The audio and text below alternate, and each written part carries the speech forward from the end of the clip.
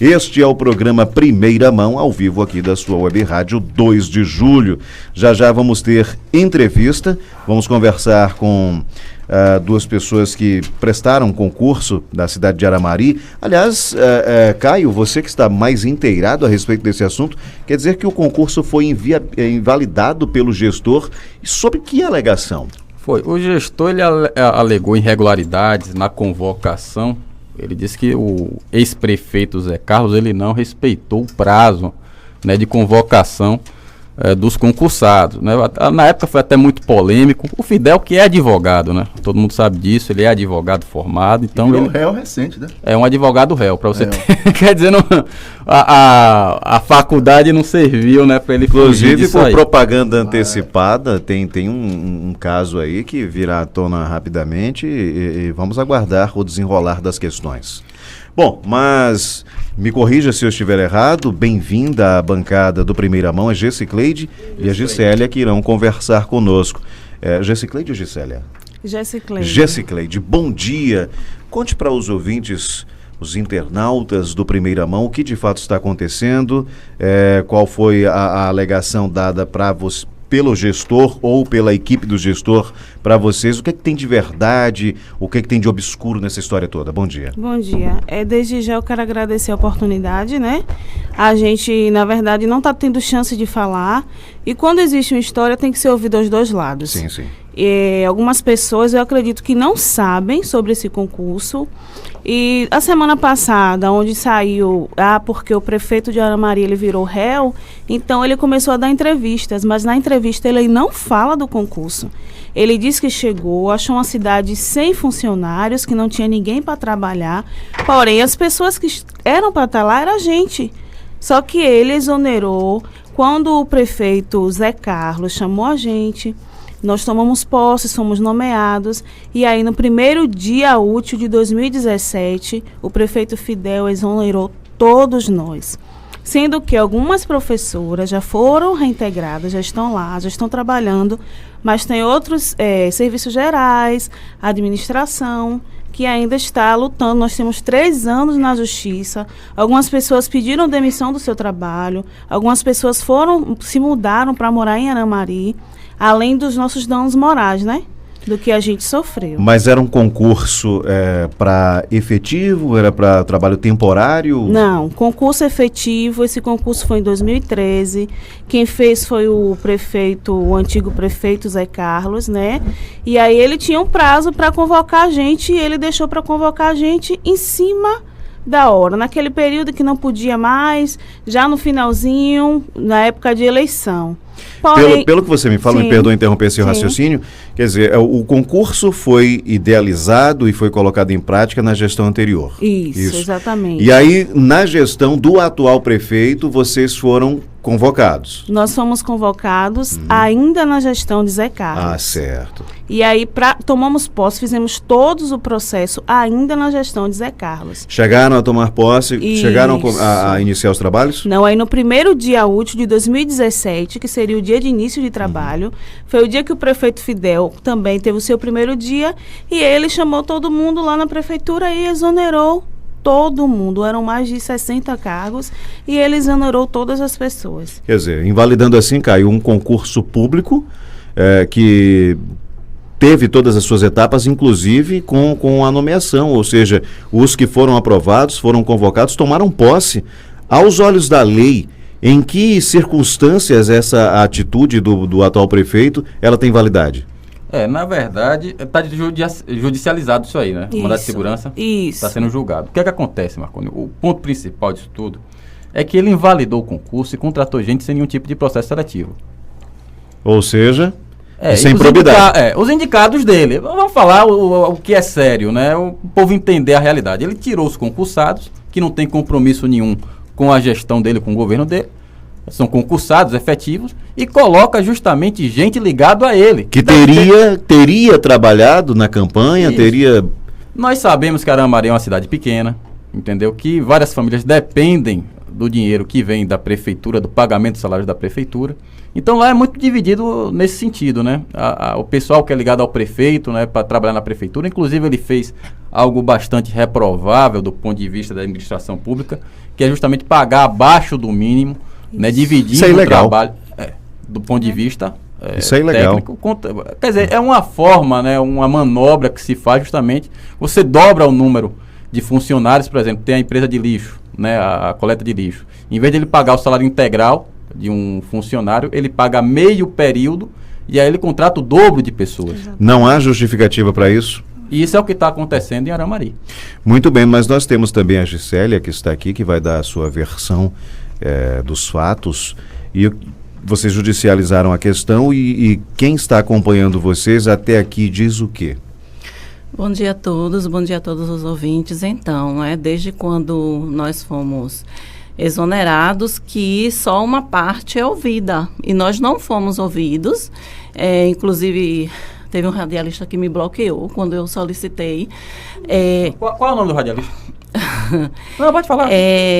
Ai, gente, deu um branco aqui agora, porque assim, eu falei... Porque o Fidel, ele participou de 3 programas aqui em Alagoinhas. Eu falei com o Marcos Aragão me deu o número de... do parceiro dele lá. Ailton Borges? Isso mesmo. Ailton Borges, ele não me bloqueou, não deixou, entendeu? Então, assim, só uma parte é ouvida.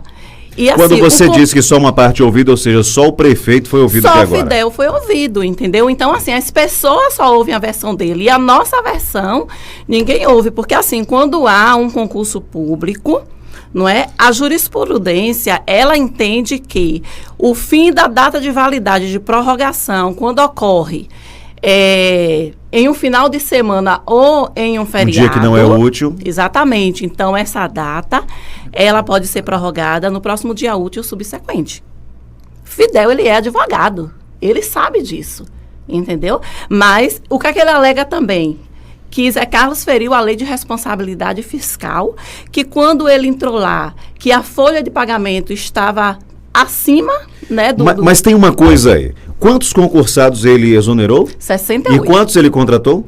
Ele contratou nenhum concursado. Não, eu digo porque se ele exonerou 60, não poderia ficar essa lacuna. Ele deve ter contratado alguém. Como o Caio lembrou aí, sem a realização de processo seletivo. Sim, contratou. Quantas pessoas? Não sei exatamente quantas pessoas ele contratou, mas ele contratou várias pessoas. Poderia ter sido uma, já está errado. Várias pessoas, sem processo seletivo, inclusive, reforçando o que você falou, que foi comprovado que ele contratou pessoas ganhando menos que o mínimo, certo? Então, todas essas coisas aí, o nosso advogado, ele sabe, e muita gente sabe, porque foi notícia, né? E está sendo notícia. Agora, do ponto de vista legal, o advogado de vocês, obviamente, está acompanhando o caso. O que é que a justiça diz até aqui? O processo não andou? Como é que está isso? Então, o processo, ele foi... O nosso advogado colocou o processo por cargos, não é?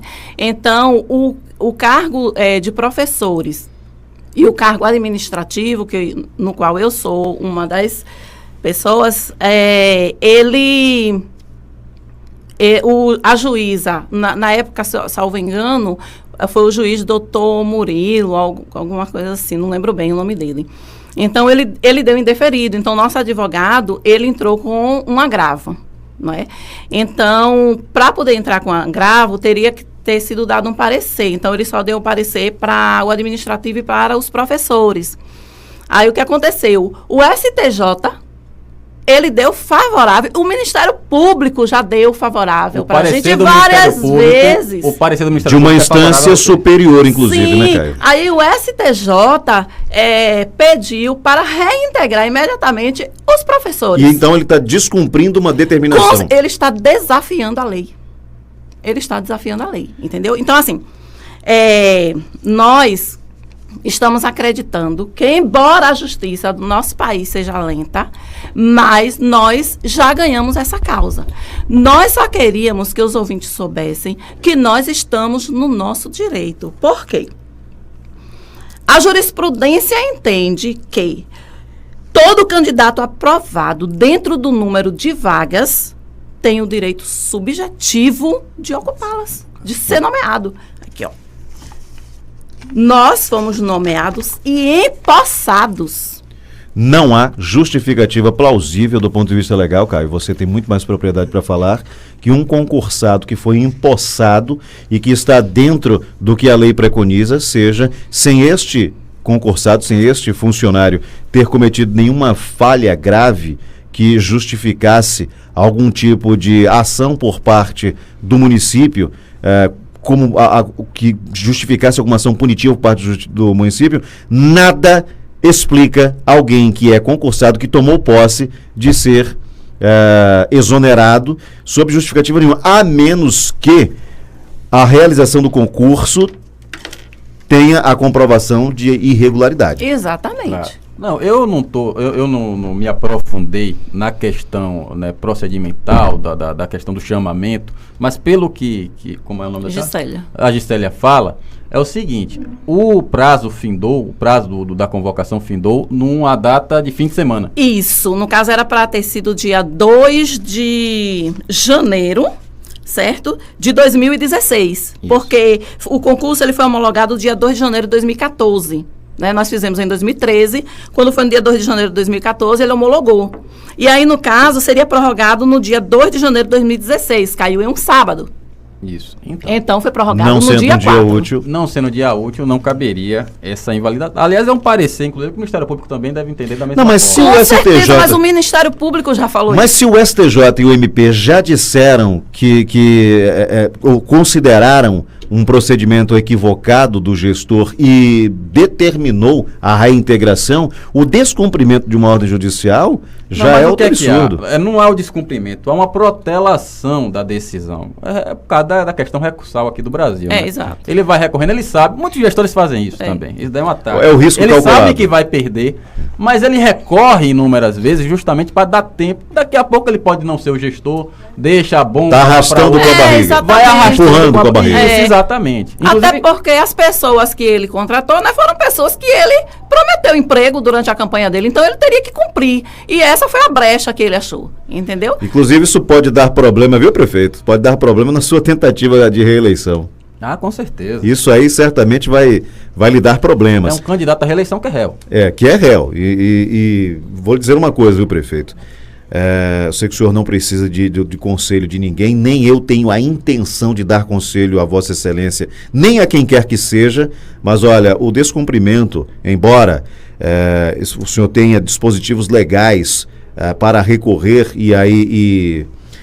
protelando, postergando a situação, mas uma hora o senhor vai ter que responder isso. Seja como gestor ou não, independentemente de estar ocupando o cargo ou não, o senhor conhece a lei muito melhor que eu. Agora, é uma maldade se fazer isso com pessoas que investiram tempo, recursos financeiros, que mudaram suas vidas e que legalmente tomaram posse porque foram aprovadas em um concurso público. Então não há critério algum, não há justificativa plausível nenhuma por parte de Vossa Excelência para ter tomado esse tipo de atitude, muito menos, e aí, repito, o senhor sabe muito mais do que eu, o senhor exonerou, invalidou um concurso, e mesmo que o senhor tenha tido razão, tivesse tido, porque não teve, se o senhor tivesse tido razão, o simples fato de contratar sem processo seletivo já vai lhe dar dor de cabeça. Pode ter certeza. E sem falar... Aí uma causa ganha, né? A diferença, com certeza. a questão é o tempo. Né? Já teve, os professores estão lá trabalhando, uma guarda também municipal e um auxiliar de... Mas não foi uma causa coletiva? Odontológico, foi, mas porque foi colocado em cargos, né? Ele foi dividiu em cargos. Então... o que entrou com o agravo... Mas essas pessoas que já estão trabalhando, elas... foram chamadas, claro, porque aí é uma causa ganha, mas em função da quantidade de vagas, da necessidade da gestão, ou qual foi o outro critério? Bom, uns já estão trabalhando, outros não. Não foi a decisão da Justiça, não foi isso? Que já saiu. Foi o STG que STJ. solicitou, né, a reintegração deles, porque eles passaram, como nós todos passamos, dentro do número de vagas, entendeu? Então, obedecendo esse critério do número de vagas e a colocação no concurso, já estão trabalhando. Todos os professores já estão trabalhando. Né? Então, faltam os cargos de administrativo e serviços gerais. Acho que técnica de enfermagem também. E sem falar que alguns de nós pedimos demissão dos nossos empregos. Né? Eu mesma tinha um emprego razoavelmente bom e eu pedi, porque é um concurso público, Sim, sim. né? Pedi demissão. Uma estabilidade. Exatamente, pedi demissão e aconteceu todo esse constrangimento. Olha, é lamentável que ainda exista esse tipo de atitude por parte de um gestor. Agora, o que me chama a atenção, o político, se ele não pensar, e aí não estou generalizando, mas temos uma grande quantidade de políticos nesse país que parece que pensa da seguinte forma, Caio. Bem, eu vou pintar e bordar porque quando e se eu for candidato à reeleição, aí eu faço a minha carinha de santo e vou tentar convencer tantos quantos eu puder. Porém, esquece-se que esse tipo de atitude pode levar grande parte da população que eventualmente votaria nele a dizer, pô, um cara que faz isso não merece a minha confiança. Não, com certeza. Agora você veja, Marconi, o que é as prioridades do prefeito, né? Você vê, se faz tanta badalação por causa de uma orla de um rio podre, né? Porque aquilo dali é um esgoto. Falam de que é uma Você represa. fala da represa? Aquilo dali eu quero que o prefeito me prove que não tem rede de esgoto ali, que despeja esgoto ali naquela represa. Eu quero que ele me prove isso. Mas faz uma... É que nem aqui em Alagoinhas, o prefeito for fazer uma orla ali no Rio Catu, ali no centro. Imagine, né?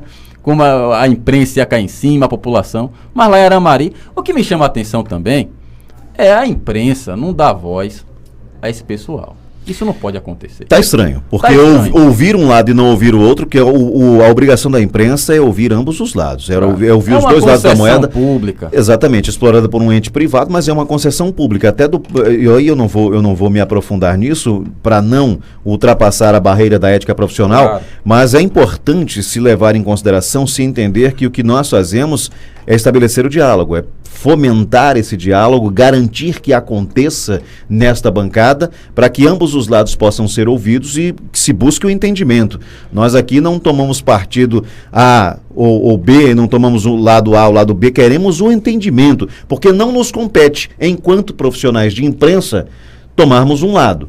Assumirmos um lado. Mas nós precisamos ser independentes. O problema. Vamos deixar garantido o espaço para que a outra parte também se manifeste, se assim desejar. O radialista, também Fidel, quiser ligar para cá também, mandar mensagem. O que nós queremos é o entendimento e que dentro desse entendimento fique bom para ambas as partes. Quem tem razão, essa parte receba o que lhe é de direito.